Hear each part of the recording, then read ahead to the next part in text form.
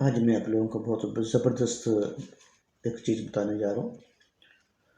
اکثر گھروں میں بچوں کو گلے کے اندر ٹانسلر بن جاتے ہیں، تو بچوں کو بڑی پریشانی بن جاتی ہے کھانے پینے میں، اس کی صحت ساری خراب ہو جاتی ہے، کمزوری رہتی ہے۔ تو اس کے لیے میں آپ کو بتا رہا ہوں،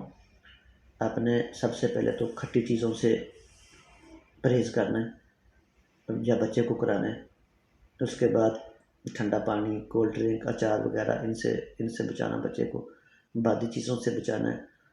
تو رات کو جب بچے نے یا مریض نے سونا ہے، بچہ ہو یا بڑا ہو، یا مریض نے سونا ہے، تو وہ 1 گلاس پانی گرم کرے، ابال لے، اس میں 1 چٹکی اجوائن کی ڈال لے، یعنی کہ اجوائن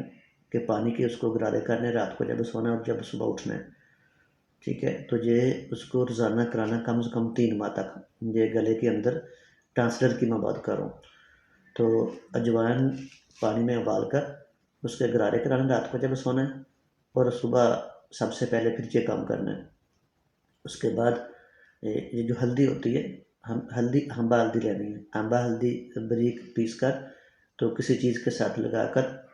تو یا روئی کاٹن کے ساتھ لگا کر، تو گلے کے اندر جہاں تک انگلی پہنچتی ہے وہاں اس کو بھی لگانا ہے، ٹھیک ہے۔ تو اس کے بعد نیم گرم پانی میں شہد ملا کر اس کو صبح شام پلائیں، تو انشاءاللہ اللہ کے فضل سے چند دنوں کے بعد افاقہ ہونا شروع ہو جائے گا۔ یہ بہت ہی پریشانی والی بیماری ہے، تو اس کا حل انشاءاللہ طب نبوی میں ہے، تو اس کے اوپر عمل کریں، اور صبح شام سورۃ فاتحہ اور درود شریف ابراہیمی دونوں کو 7 بار پڑھ کر دائیں ہاتھ پر دم کر کے، تو اس کو گلے کے باہر بھی پھیرنا ہے،